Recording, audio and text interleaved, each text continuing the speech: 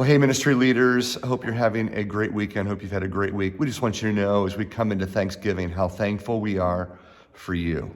And we are praying for you because we know that in this season that we have been in for a really long time, it is challenging to keep volunteers engaged, much less recruit new volunteers and get some of your old volunteers back because they have made the decision to stay home.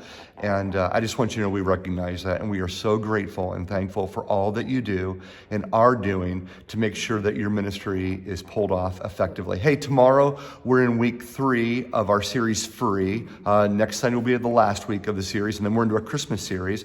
But I want to remind you, because you need to know, every Sunday is somebody's first Sunday. Is that not true? Well, it's been more than just somebody. It's been somebody's first Sunday. I mean, it's just crazy, and we are beyond grateful for the amount of guests that have been coming each and every week. So, yeah. That means we got to be on our game. I know for us it's another Sunday, but for those people that are coming for the first time, you get one shot at a first impression, and we want to make sure that tomorrow is a great experience for them. Now, so another thing for tomorrow is our last Sunday of having 3 in-person services. So following after Thanksgiving, we are moving our noon service to online only. If you get the e-blast, this is already out there, but we are just wanting to communicate with you, that you communicate with your teams. So 9 and 10:30 is both in person and online, and our noon service starting after Thanksgiving will only be online. So tomorrow, all 3 services in person. As normal, as well as online, and then starting next week, 2 services in person. What we're hoping is that we'll make it easier for you to perhaps keep volunteers engaged, because we know that's a long time to go from that 9 a.m. service all the way through noon. In fact, even now the cafe is already closing right at noon. Guest services kind of closes at noon for the most part.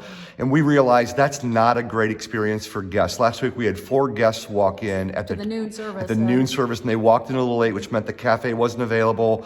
There was hardly anybody in the auditorium. So from our standpoint, that just isn't a great first impression and guest experience. So 9 and 10:30 will be live as well as online, but noon, starting a week from tomorrow, will be a rebroadcast of the 10:30.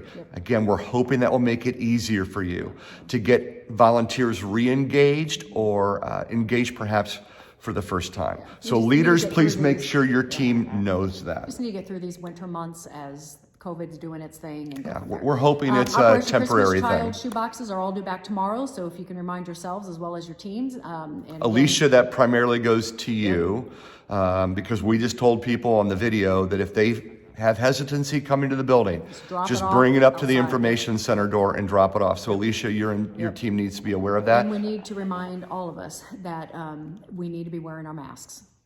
Yeah. It has nothing to do with personal feelings or preferences. The bottom line is numbers are going up. Our governor has put more restrictions into different areas of businesses and all that kind of thing. And as volunteers and as staff, we need to be wearing our masks. So thank you. Please encourage your volunteers to do so.